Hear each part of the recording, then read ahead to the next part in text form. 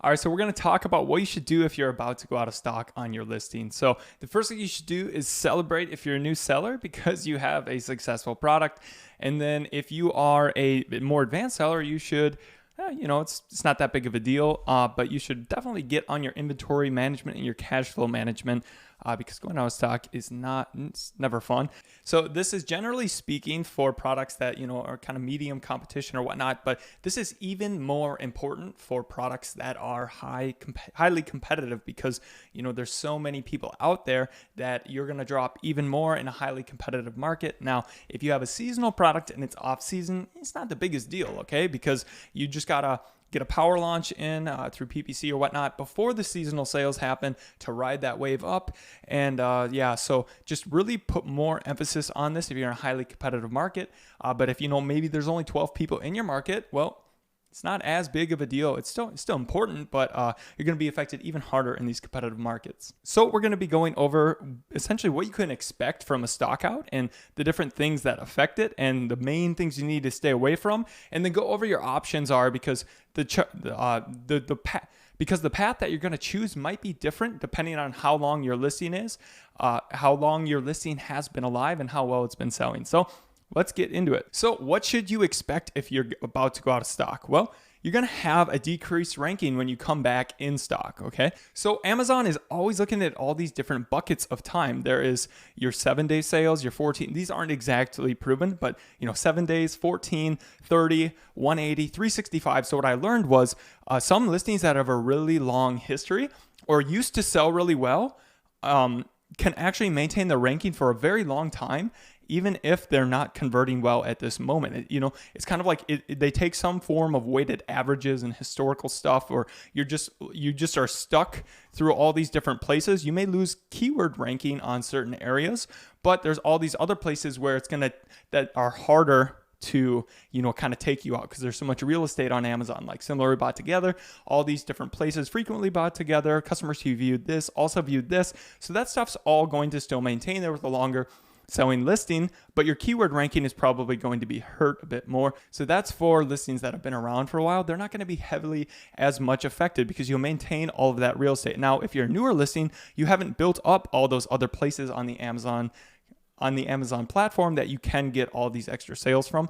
So you're going to be affected a bit more. So also something to take into account is part of it is your conversion rate, specifically for each keyword, as well as all the areas that Amazon's taking into account. So what happened recently when you went out of stock, and then what's been happening recently on the listing, okay? So this is where it's really important because when a listing has no long history and it's been just getting hosed on the metrics, it's going to be a lot worse when you come back compared to if you weren't gone for that long and you had pretty good metrics when you left and you come back at fire. So we're going to be going over the ideal or your options, and then I'll tell you what the ideal scenario is. So this I want to talk about first before we get into the options. This is necessary for everybody. What you can do is, like, if you're going to be out of stock for more than a couple of days, do what you can to get your suppliers. So maybe you've got a order of 1,000 units. Tell them to ship some by air and get it in there in stock because, yeah, you're going to pay more on shipping, but it's going to cost you way more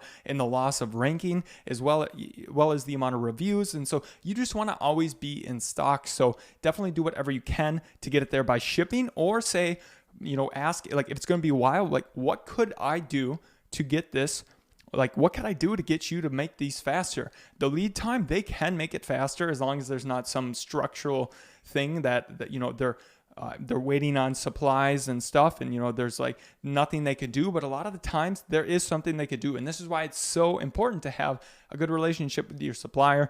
And as you get more products with them, you can get them to, you're going to have more leverage, but really go out there and show them, build that relationship and show, like, hey, I need these. I'm looking forward to doing business with you a long time. And maybe, offer to pay a higher price, or, what else? Like, ask them what they would want in exchange for, getting that product to you faster, and make it very apparent how important it is for you to do this. I don't expect to use threatening ways.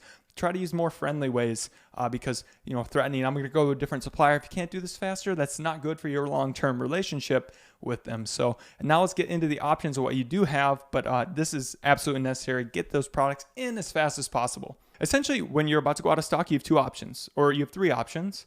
You could do nothing. Or I guess you could technically pause all your campaigns and stuff and just let it sell out naturally.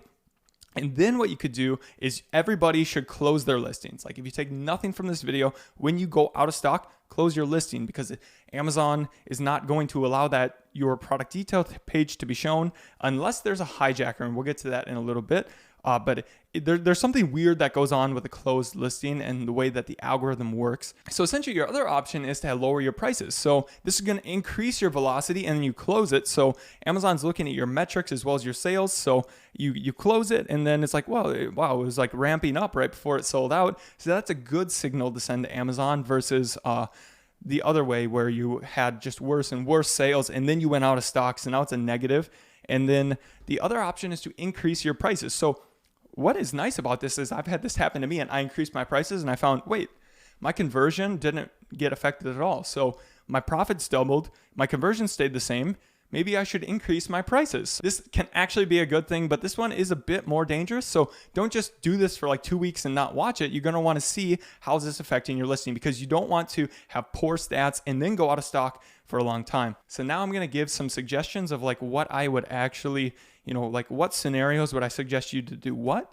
Basically, if you have a newer listing, you do not want to risk your velocity. Now, this also depends on how much time you're going to be out of stock. Let's say you have a hijacker on your listing, which we'll get to in a second, and you're only going to be out of stock for 5 days. Well, then you might want to increase your price because you don't want that hijacker to have the buy box and to get those negative reviews on your account. And, and then he's going to have a high price shipping from China. So he's going to have even worse conversions. So that would be the only time where I would say like a newer listing that hasn't existed for very long should increase their prices. I mean, you could for a day or two just to see how it affects your conversion and your sales, but definitely take that into account. And now we're going to get into the hijackers. I have seen some accounts and products completely ruined by hijackers when you go out of stock. So yeah, maybe you're not in stock, but that detail page is still there if a hijacker is there. And what's going to happen with that is now you're just getting these conversions like, oh, it's so rough because all these people, you're still ranking for all those keywords in all those places, but nobody's buying. Or if they are, they're buying a bad product from China and then it's coming and then they're leaving negative reviews. And you're just going to get all this bad stats and like just so much bad signals to Amazon. So you definitely want to make sure you can do whatever you can to get the hijacker off. Send cease and desist letters. Go watch my other videos about those. Or if you have a trademark on brand registry, or talk to your lawyer and have them get them off. It's in less than 12 hours Amazon legal response if you do it the right way and you have a valid claim. So newer listings in general, you want to maintain that ranking. So either lower or keep your stuff the same and then close your listing, get rid of hijackers, and try to get back in stock as soon as possible. Pay for that extra shipping because it's going to cost you more by being out of stock for longer than it's going to cost you to be out of stock. What do you do when you get back in stock? Well, what you really want to do is, so you've just gone out of stock, and depending on how long you're out of stock, I mean, if it was only a couple of days, it's not really that big of a deal. But if you're out of stock for a month and a half, you've really got to show those ranking signals back to Amazon. Now, if you had a listing that was previously doing really well, you could probably not go as hard, but I still suggest to go hard because just really find those PPC terms and just start paying up for them, because you want to show Amazon that you're serious and getting sales through all these keywords, because you're going to have, since it's based off of how many sales you've gotten on each keyword, you're going to be down for all your keywords. So you need to get back up. And it's kind of this hard game, and you already have a proven conversion and everything. So just go really hard until you get back up there and then go back to whatever you're doing before. Maybe even you're going to want to lower your prices to increase your conversion and then go back to your normal prices. Or if you found out that your conversion stayed about the same, you could try that increased price again and then really go hard on PPC, because you're going to be getting about the same amount of profit as before but you've got these increased prices now. So that's going to allow you to have that extra margin to throw into your PPC. So you could really, you could actually really benefit from a stock out because you found about this higher profit margin. And then now you have more money to spend on PPC to fund this potential revamping of your product and getting it back up there. And then now it maintains its organic ranking at that price point. In summary, the longer your listing is out of stock, it's going to be more pain because Amazon's looking at all these different time buckets. And if you don't have many time buckets built up, you've really got to maintain your stats in your listing.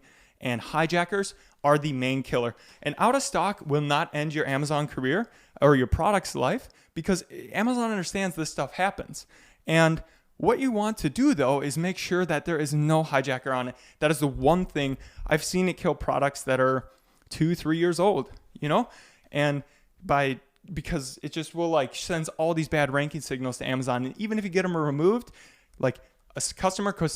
a customer support rep is not going to be able to go in and change the A9 algorithm. So we got to play by the algorithm. Amazon's looking at these sales buckets as well as your stats about conversion. And then this is a bright side. You get a better handle on your cash flow management and your inventory. You've got a product that is obviously selling, and this could be an opportunity to find a better room for profit if you got a longer standing listing or even that earlier one and you raise the prices and you got sales. So don't let a hijacker go for too long. Don't let your pricing be up and ruining your conversions for too long, and get a hold of your inventory management. So I hope this was helpful.